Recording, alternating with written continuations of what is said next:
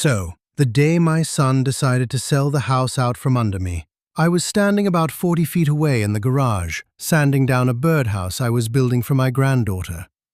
I heard the whole thing through the screen door. Realtor's voice, real chipper. "And this structure in the back, is that occupied? Does someone live there?" And my son Ryan said, "Oh, that's just my dad's place. He won't be an issue." Won't be an issue. 22 years in the United States Army, and I have never once, not one single time in my life, been described as not an issue, like I was a leaky pipe somebody was finally getting around to dealing with. Hi, I'm Walt. I'm 74 years old, and before I tell you what happened after that, I'd really love to know where you're all watching from tonight. Go ahead and drop it in the comments. Your town, your state, your country, whatever you feel like sharing. I read every single one of them, and honestly, some nights that's the best part of my whole day now. All right. This all came to a head back in April, and I still catch myself shaking my head about it when I'm out puttering in that garage. So let me back up and give you the whole picture, because I don't think this story lands right if I just drop you in the middle of it. I got drafted in 1969, 19 years old, working at my uncle's tire shop in Bartlesville, Oklahoma, thinking my biggest problem in the world was whether I could scrape together enough to buy a used truck off a fella down the road. Then, one afternoon, a letter showed up in the mailbox, and about 4 months after that, I was standing in a supply yard in Vietnam, getting handed a set of tools and told to keep the trucks running. I was assigned to a maintenance unit, mechanic work mostly, engines, transmissions, whatever broke. And out there, let me tell you, everything broke, all the time, usually at the worst possible moment. I won't sit here tonight and tell you war stories. That's not really what this is about. And there's men who tell it better than I do anyway. But I'll say this much. I learned 2 things over there that never once left me for the rest of my life. 1. How to fix just about anything with whatever happened to be lying around, because you didn't always get to wait for the right part. And 2. How to keep your head down, do the job, and not expect a parade or even a thank you for it. Turns out that second lesson followed me home a lot further than I ever expected it to. I came back in the fall of '71. Wasn't an easy homecoming, if I'm honest. That wasn't really a season where this country was throwing ticker tape for boys coming back from that particular war. I remember landing at the airport in my uniform and a stranger looking straight through me like I wasn't there. So I did what a lot of guys I knew did. I put my head down, found work, and didn't talk about it much. Met Carol about a year later at a church potluck of all places. She brought a green bean casserole. I went back for seconds twice, just to have an excuse to talk to her again. We got married in '73. I got hired on, not long after, at a machine shop outside Tulsa that made parts for the oil field. Valves, fittings, drill components, the kind of hardware that keeps rigs running. Carol used to joke that I fell in love with 2 things that year, her and the smell of cutting oil, and she wasn't entirely wrong about that. We had our son Ryan in '76. Bought a little 3-bedroom house on a street with more pickup trucks than sedans. Nothing fancy, nothing that would turn heads, but it was ours, and we were proud of it. I worked the floor at that machine shop for very close to 30 years, and somewhere in the middle of all that, I ran into a problem that kept costing the company money. A down-hole fitting that kept failing under pressure out in the field, coming back for warranty replacement over and over. I spent the better part of a year, on and off, tinkering with a redesign on my own time, mostly just because it bothered me that something so simple kept failing. Eventually, I came up with a modified seal collar that fixed it clean.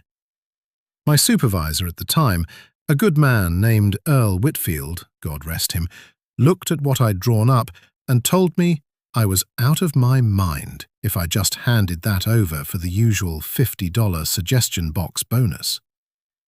He's the one who pushed me toward a patent lawyer. I remember telling him, Earl, guys like me don't patent things. That's for engineers with framed diplomas on the wall, not a guy who dropped out of community college after 2 semesters to marry his sweetheart. He told me the patent office doesn't check your diploma. So I did it. Filed in 1984, and the company licensed the design and started cutting me a royalty check on every unit sold going forward. Now I need you to really understand something about that royalty, because it matters an awful lot for what comes later in this story. It was not, in the beginning, life-changing money. A few $1,000s a year, some years less than that. But that little fitting ended up going into rigs across 3-4 states over the following 4 decades, and Carol and I made a decision early on that we were never going to touch it for daily living. We lived, plain and simple, off my regular wages from the shop floor. Every single royalty check, going all the way back to 1985, went straight into a separate account that we honestly didn't talk about much, even between ourselves. We weren't hiding it from anybody in some scheming way. It just wasn't the kind of thing you brought up at Sunday dinner. Not in our world. We were tire shop people, machine floor people. Bragging about money wasn't in us. Wasn't how either of us were raised. By the time Carol passed 6 years ago, that quiet little account, sitting there through 4 decades of compounding and reinvestment, had grown into something that neither one of us, back in 1985, could have pictured in our wildest dreams. Ryan doesn't know the real size of it, even now, or didn't at the time all this came to a head. What he did know, what he grew up watching with his own 2 eyes, was his dad working double shifts and his mother clipping coupons at the kitchen table on Sunday nights, and I think somewhere along the way, without either of us meaning for it to happen, he built himself a story. The story went something like, I came from nothing, my family never had 2 nickels to rub together, and everything I've got now, I built with my own 2 hands, starting from 0. That's not exactly true. It was never entirely true. But I let him keep that story because it made him proud of himself, and because for years I genuinely didn't think it would ever cost me a single thing to let my son have his version of events. When Ryan and his wife Ashley wanted to buy their first real house together back in 2011, they came up $22,000 short on the down payment. I remember that number exactly because Carol wrote it on a yellow sticky note and stuck it right on the refrigerator door, like a little countdown clock for us to watch. I covered it, quietly. We told Ryan it was a low-interest loan arranged through a credit union that Carol had some old connection to from her banking days, and that he'd pay it back slowly over time, which he did, very dutifully, feeling quite responsible about the whole arrangement, making his little payment every month like clockwork. There was no credit union. There never was. It was just Carol and me, and that royalty account nobody talked about. We never told him otherwise, and when that house finally closed, I did one more thing, something small that felt almost silly at the time. I asked the title company to add a particular clause into the deed paperwork. A reserved life estate, it's called. In plain English, it meant that no matter whose name ended up on that house as the legal owner, I personally retained the right to live somewhere on that property for the rest of my natural life, and nobody, not a bank, not a buyer, not even my own son, could force a full, clean sale of it without dealing with that reservation first. My lawyer back then, an old army buddy of mine named Denny Rourke, thought I'd lost my mind a little. He said, "Walt, you're being paranoid as hell. Your own son isn't going to throw his father out on the street." And I remember telling him, "Denny, I'm not doing this because I think my boy's a bad man. I'm doing this because I've lived 70-some years on this earth, and I've watched plenty of good, decent people change their minds entirely when their circumstances change enough. And paperwork, unlike people, doesn't have feelings that can get talked out of what's right." Denny laughed at me pretty good that day. Told me I'd been reading too many of those financial doom and gloom newsletters. I let him have his laugh, signed the papers anyway. Carol passed of a stroke right there in the kitchen of that very house 6 years ago this past winter. And after the funeral, Ryan and Ashley sat me down and suggested I move into what used to be their detached garage. They'd converted it years earlier into a small one-bedroom unit for Ashley's mother, who'd lived there for a stretch before she passed as well. So it already had a little kitchenette, a bathroom, real plumbing, baseboard heat, everything a person needs. Made a certain amount of sense at the time. I was 70 years old, alone for the first time in over 4 decades, rattling around a house still absolutely full of Carol's things. Her sewing machine still set up in the spare room. Her handwriting still on the calendar in the kitchen. The idea of being close to my grandkids, Tyler and little Maddie, sounded like exactly the medicine I needed. And honestly, for that first year, maybe year and a half, it really was good. I fixed things around the property that needed fixing, taught Tyler how to change his own oil in the driveway on a Saturday morning, built Maddie a treehouse in the old sycamore out back that probably violated 3 or 4 different building codes and has held up beautifully anyway, 6 years running. But here's the thing about slowly turning into background furniture in your own family. It happens so gradual, so quiet, that you don't even clock it while it's actually happening to you. It starts small. Ryan gets a nice promotion at his logistics company, starts having his boss and his co-workers over for cookouts on the weekends, and somewhere along the way, without one single conversation ever happening about it, I stop getting introduced as my dad and start getting introduced as he helps out around the property here. I didn't think much of it that first time I heard it. Figured Ryan was just being quick and casual in front of company, nothing really meant by it. But then it kept happening. Different guests, different weekends, and almost the exact same phrase, nearly word for word, like he'd rehearsed it somewhere along the line without even noticing he had. At Tyler's 8th grade graduation party, they'd hired a professional photographer for the day. Real nice setup, with the good lighting umbrellas and everything.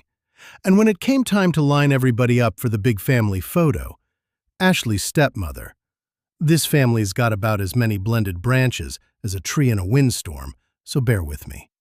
She got walked right up front, positioned next to the kids like she'd always been there. I got waved over a good minute later, once the whole shot was already framed up and set, and told there was room for me if I wanted to squeeze in on the end. I squeezed in on the end, smiled real nice for the camera. Didn't say a single word about it to anybody. Then there was the 4th of July before last. Ryan had about 30 people over. Tents, a rented bounce house for the little ones, the whole production. I got put in charge of the grill, which, fine, I don't mind a grill. I've manned worse posts than that in my life. But I noticed, as the afternoon went on, that the grill had gotten set up around the side of the house, away from everybody. So the smoke doesn't bother the guests near the pool, Ashley told me, real cheerful about it. So for about 5 hours, on a holiday specifically built around honoring people like me, I stood alone around the side of a house, flipping burgers, while the actual party happened 40 feet away, where I couldn't hear a word of it. Around dusk, when they did the little flag ceremony Ryan likes to do for the kids, somebody came and got me for exactly that part. 5 minutes of flag folding, then back to the grill. I flipped burgers for the rest of the night and didn't say one word about it to a living soul. The Christmas cards told the same story, 2 years running. Ryan and Ashley do a family newsletter every December, full-color, glossy paper stock. Ashley's genuinely quite proud of the layout. And it's supposed to feature the whole gang. That's the actual words printed at the top of it. My name wasn't listed on it either year. First year, I told myself it was a simple oversight. Everybody's rushed around the holidays. Second year, I brought it up to Ryan, gentle as I could manage. Just mentioned I'd noticed I wasn't on the card again. And he got this uncomfortable look crossing his face and said, "Oh, Dad, it's really just meant for the immediate family circle. You know how particular Ashley gets about the layout and who fits where." Immediate family circle. I helped raise that boy from a baby. I was standing about 40 feet from the exact spot where he learned to ride a two-wheeler. It's the little digs that stack up worse over time than any single big one ever could, I've come to believe. Getting asked to eat quietly in the kitchen just this once, whenever real company came over for dinner, and then that becoming the standing arrangement every single time afterward. No discussion needed. Tyler and Maddie calling me Walt instead of Grandpa for a stretch of almost a year because Ashley's own father had remarried and there was a whole step-grandpa situation to sort out, and somewhere in the family meeting about it, somebody decided first names all around would be less confusing for the kids. Funny thing is, I noticed I was the one who got quietly demoted down to a first name. The brand new step-grandfather, a man the kids had known less than a year, kept his title just fine. I remember standing alone in my little garage apartment one particular night, television on low just for the noise of it, and just sitting there thinking, when exactly did I stop being somebody's father and start being somebody's landscaping situation? I didn't cry over it, if I'm honest with you.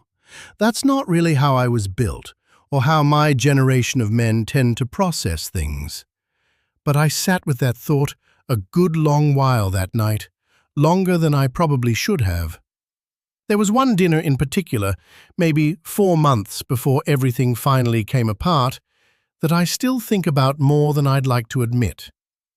Ryan had his regional director over to the house, a fellow named Pruitt, real polished type, the kind of handshake that's just a little too firm, like he's trying to prove something with it. At some point over dessert, Pruitt turns to me, friendly enough on the surface, and asks what I did for work before I retired. And before I could even get a single word out of my mouth, Ryan jumped straight in with, "Oh, my dad worked the floor at a machine shop for years. Blue-collar guy. Real salt of the earth." Salt of the earth. Said with this little proud smile on his face, like he thought he was being generous to me by saying it. I just held on to my coffee cup and I said, "That's right."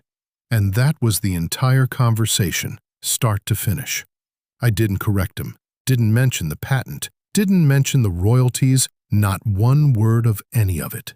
Some small, stubborn part of me had decided a long time back that if my own son never once thought to actually ask me about my own life, I wasn't going to volunteer information he'd never bothered to request. Looking back on it now, I think that stubbornness of mine cost the two of us a few years together that we honestly didn't have to lose. Now, quick pause here, because I know some of you watching are wondering how a guy my age even knows what a reserved life estate is, or why I'd think that far ahead back in 2011. Truth is, it wasn't really foresight on my part. It was Denny, my old army buddy turned lawyer, who I mentioned a minute ago. Denny handled 2 divorces and 1 nasty inheritance fight among our old unit's guys over the years, and he used to tell me, "Walt, Paperwork is just love with a paper trail, in case anybody's memory gets convenient later on. I didn't fully understand what he meant back then. I understand it completely now. I should tell you a bit more about Denny too, because he shows up again later in this story, and I don't want him coming out of nowhere. Denny and I served together, came home around the same time, and while I went into machine work, he went to night school on the GI Bill and became a lawyer, mostly doing wills and property work for regular folks out in our part of the state, farmers and shop owners, and men like me who didn't trust the fancy downtown firms. He's been gone 8 years now himself. Heart trouble. But before he passed, he made sure everything with that life estate paperwork was airtight, filed correctly, witnessed properly. No loose threads a clever everyone could pull at later. He used to tell me, only half joking, that half his business was writing down what people were too proud or too polite to say to each other's faces while they were still alive to hear it. There's a fella named Roger I still see most Thursday nights down at the VFW hall on Route 9. Another Vietnam guy. We've known each other going on 15 years now. About a week before that dinner, where Ryan brought up the assisted living place, I mentioned the whole situation to Roger over a couple of beers. Just venting mostly, the way men our age tend to do it, sideways, like we're talking about something else entirely. Roger listened a long while. Then he said something I haven't been able to shake since. He said, "Walt, you spent 2 years of your life being invisible for your country, and you've spent the last 6 making yourself invisible for your family. Seems to me like you've done enough of that particular kind of service." I didn't say much back to him that night. Just sat there, turning my glass around in my hand. But I thought about what he said the whole drive home, and I kept thinking about it, right up until that dinner, where I finally asked Ryan whether he'd talked to a title company yet. So, April of this year, Ryan gets offered a big promotion at his company, regional vice president, based out of Denver, Colorado. A genuinely great opportunity, real jump in both pay and title. And I wanted on the record tonight that I was truly happy for him about that part. But it meant selling their house. Their house, and, though nobody had actually said this part to my face yet, apparently it also meant selling my house. My little garage apartment, along with everything attached to it. I found out about the plan the way I tended to find out about most family decisions by that point, which is to say, entirely by accident. I was out in the yard fixing a sprinkler head that had been sticking, and I overheard Ashley on the phone with a realtor, walking her through the whole property, and I distinctly heard her say the words, "And there's a mother-in-law suite in back, currently occupied by my father-in-law. We're working through a transition plan for him." A transition plan. Like I was a piece of inventory somebody needed to relocate before closing. That night at dinner, Ryan finally brought the whole thing up properly, and I'll give him this much credit, he tried to handle it gently. Said they'd found a genuinely nice assisted living community for veterans, about 40 minutes away. Good online reviews, an on-site nurse, said the VA might even help cover a good part of the cost. Presented it to me almost like a gift he was personally handing me. And I want to be completely honest with you here. A good facility isn't some tragedy waiting to happen. Plenty of folks genuinely end up happier there. More community around them. Less isolation than living alone in a garage apartment. That part wasn't really what got under my skin. What got to me was the timeline of the whole thing. They'd already spoken with a realtor, already had a tentative closing date circled on a calendar somewhere, already apparently told Tyler and Maddie that Grandpa's going to be moving somewhere new soon, before a single soul had bothered telling me. I was the very last stop on a decision that had, for all practical purposes, already been made without me. I set my fork down on the plate, nice and calm, and I said, "Have you two talked to a title company yet about any of this?" Ryan looked genuinely confused by the question, said, "Not yet. Why do you ask?" And I just told him, "You ought to, before you get too far along with any of it." I didn't explain another word, just picked my fork back up and went right on eating my dinner like nothing at all had happened. They found out about 3 weeks later, at the actual title search, in exactly the way these kinds of things tend to surface, through cold paperwork, not through any family conversation. The title company called Ashley directly, sounding a little confused themselves, asking her to clarify a recorded life estate interest sitting on the property, held in the legal name of one Walter J. Doyle. Ashley didn't even know, off the top of her head, what a life estate actually was. Had to call her own attorney just to get it properly explained to her in plain language. And what it meant, stated as simply as I can put it, was this. That house could not be sold. Not fully, not free and clear of encumbrance, not without my direct agreement, for as long as I remained alive. Didn't matter one bit whose name sat on the deed as the recorded owner. I held a legal right to live on that property until the day I died, recorded, notarized, filed properly down at the county clerk's office back in 2011, sitting there patiently and quietly for 13 straight years, like a seed nobody remembered planting in the ground. Ryan showed up at my garage apartment door that same evening, printout in his hand, looking very much like a man who just discovered gravity worked a little differently than he'd always assumed it did. He said, "Dad, what in the world is this? What is this sitting on our house?" And I sat him down right there at my little kitchen table, and for the first time in probably 20 years or more, I actually told my son the whole thing, start to finish, without leaving a single piece out. The patent from 1984, the fitting, the royalties, 4 decades of them, the down payment on his very own house that never once came from any credit union on this earth. Carol's yellow sticky note, still stuck to that refrigerator in my memory all these years later. The account that had been quietly growing since before he'd even graduated high school. I watched my son's face move through about 4 completely different emotions in under a single minute. Confusion first, then something that looked an awful lot like anger, like a man who'd just realized he'd been lied to his whole life. And then, underneath all of that, something quieter, something I believe was closer to plain shame. He asked me, "Why didn't you ever tell me any of this, Dad? Any of it?"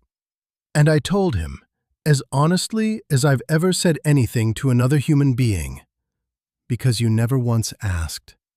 Not one single time in over 40 years on this earth did you sit your old man down and ask what he actually did with his life, or what he actually had to his name.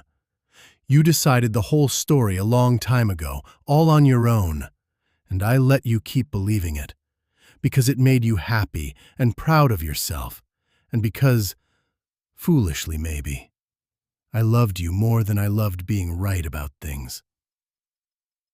That landed harder on him than I expected it to, honestly.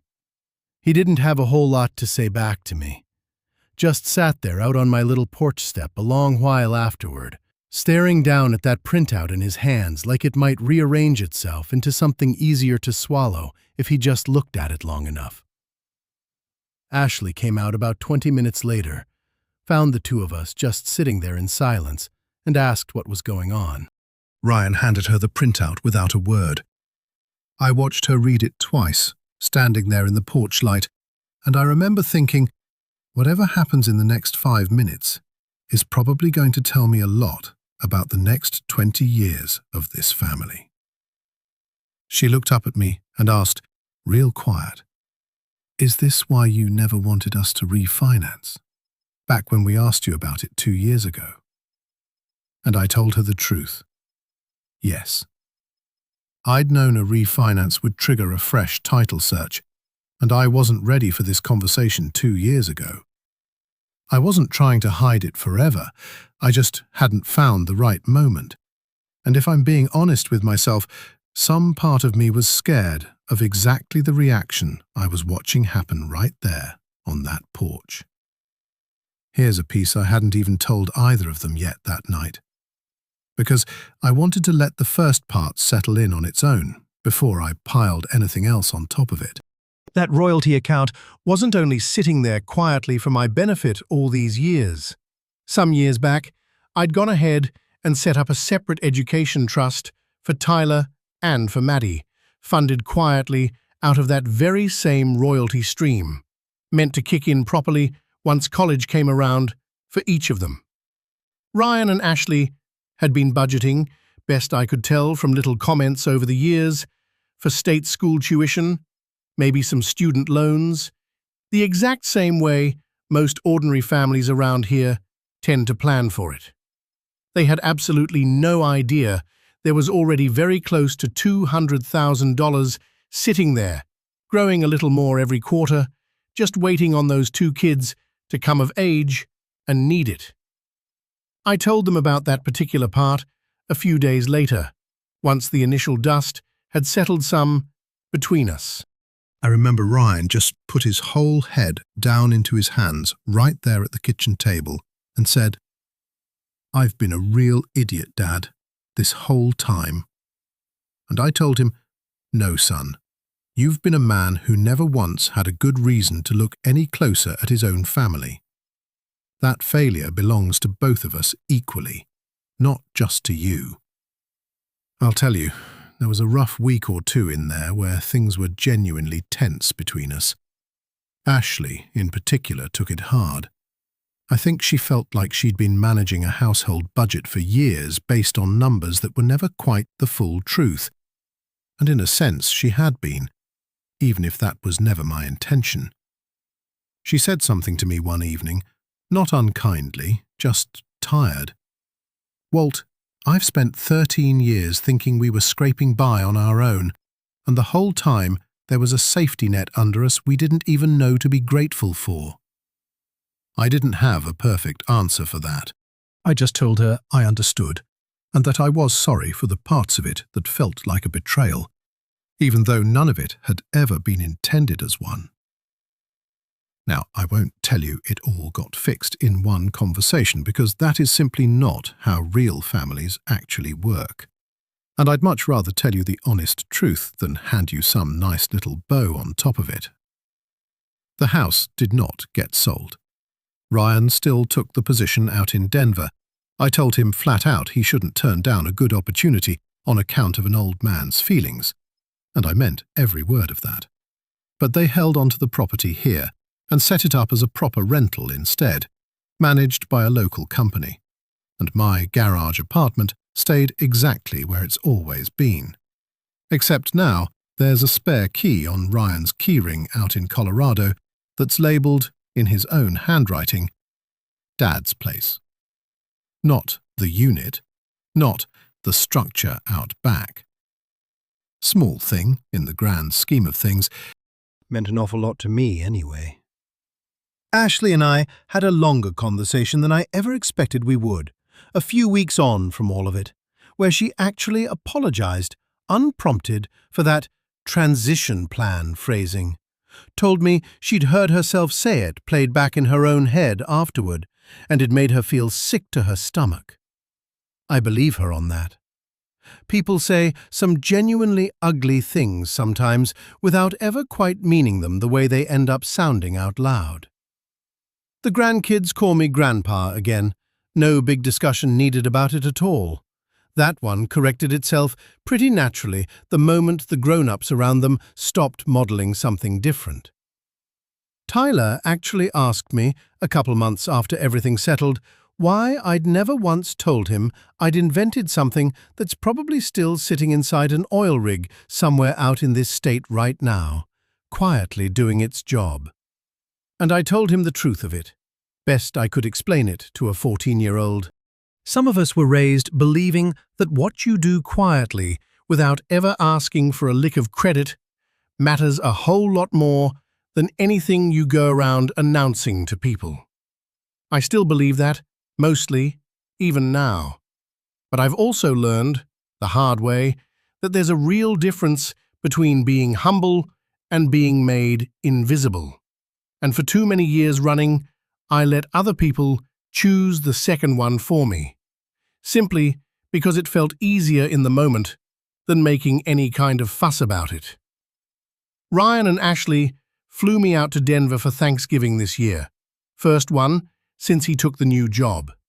Bought the ticket without me asking, insisted I sit up front on the plane instead of the middle seat he'd originally booked. Little things that told me more than any apology could have. At dinner, in front of Ashley's whole extended family out there, people I'd never met before in my life, Ryan stood up before we ate and said, "I want to introduce my father, Walter Doyle." 22 years in the Army, 30 years on a machine shop floor, and the reason any of us have anything at all.